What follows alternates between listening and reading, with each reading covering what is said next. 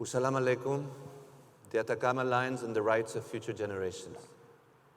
In the first place, I thank the Sharjah authorities, sultans, sheikhs and sheikhas, as well as curator Adrian Lahoud and other triennial organizers, workers and patrons for their warm hospitality and for providing such beautiful and carefully reworked spaces for exhibiting Watacondo's public art and to make our joint declaration.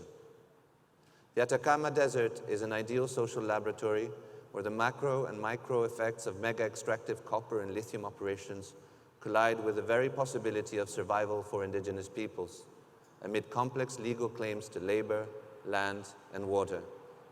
Just before coming to Sharjah, during the past 2 weeks, my country has been going through harrowing times. A 30 pesos, 5 cents increase in the subway ticket was the straw that broke the camel's back. Students mostly called for a campaign to evade metro fares and jump the tourniquets. Protests spread like wildfire until an unprecedented 1.5 million people gathered peacefully on October 25th in the city's main plaza and across the country, demanding deep reforms to Chile's political and economic system with a mix of joyful hope and ghastly sorrow. Now there is unrelenting mass civil unrest and peaceful protests and marches on the streets of all the country's major cities and even in small towns. A comparison with Lebanon is not far-fetched.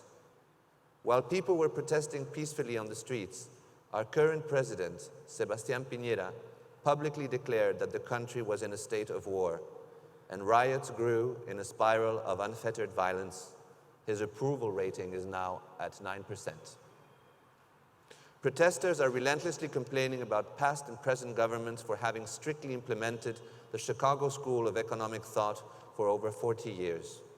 The Chilean case had thus far been extolled as an economic miracle, yet over the decades, willy-nilly, while the economy translated into a significant reduction of extreme poverty, it also produced huge prosperity, but only for the very, very few.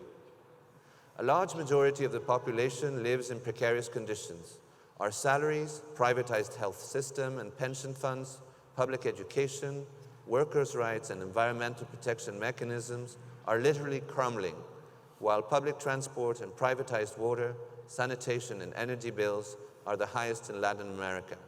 In fact, more than 200 municipalities distribute water with tank trucks to more than 400,000 people who have no access to running water. People are fed up. They feel deceived by the system. Promises of fairness, well-being, and development for all were stifled. They want no more.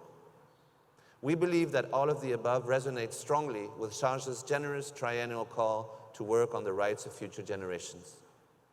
As some of you might already have noticed, our exhibit is mostly about the heritage of the Quechua village of Wataconto that has succeeded to literally rebuild its collective memory by finding and rediscovering the lines drawn by their ancestors, their beautiful geoglyphs. We have found out in practice how geoglyphs were designed as wonderful mnemonic devices, memory devices, so much so that they have enabled Wataconto to reconstruct its historical knowledge and cultural heritage in order to contain, as far as feasible, the pressures coming from the mining sector. Also, as you will see in our exhibit, this public art form did not go unnoticed by Chilean militaries, then under the regime of General Pinochet, who sometime after 1978 drew up a 2.2-kilometer long curved knife or corvo in order to commemorate their crimes. More recently, using the same mnemonic device, the same memory device, the Chilean poet Raúl Zurita in turn wrote a 5-kilometer long sentence likewise referring to the crimes of Pinochet and its sequels. Nor sadness, nor fear. So what does this entail for the rights of future generations? I have for decades taught and researched and otherwise deeply engaged with what some legal scholars call the project of human rights, concentrating on the defense and upholding of the natural and cultural rights of indigenous peoples living within and across the borders of Chile, Bolivia, and Mexico. After having forcefully left behind the comforts of academic life, I have especially worked from the trenches, so to speak, in order to protect water sources for human consumption, with indigenous peoples facing the greatest threat. As a Chilean lawyer then, and this is why I use this costume today, which is stupid considering the heat that we're all suffering from. After then, so to speak, as a Chilean lawyer then, I tend to combine the French triadic civil code tradition, where one is required to use different written, formal, or top-down legal means like constitutions, codes, and statutes. Combine this with the Anglo-Saxon common law, dyadic or contractual tradition. Laws and courts operate as so many tools to defend and improve the habitat and living conditions of peoples. We also have recourse to international law, of course, as enshrined in diverse international treaties like Convention 169 of the ILO and the UN Declaration on the Rights of Indigenous Peoples, but also on international customary law and jus cogens. In this context, the right to water is one of the most elemental yet complex and pervasive rights, as it implies a series of subsidiary rights like information, access, quantity, quality, reuse, and sanitation. By protecting our water rights, we also protect the cultural roots upon which peoples feed in order to survive, especially those of the Quechua community of Huatacondo, whose president, my dear friend Mauricio Hidalgo, you have just heard.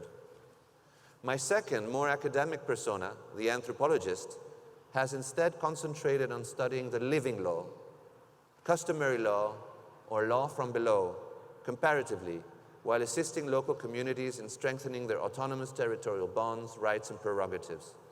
And water also comes into the equation here, since, like bottom-up justice, water knows where it has to go, like protests.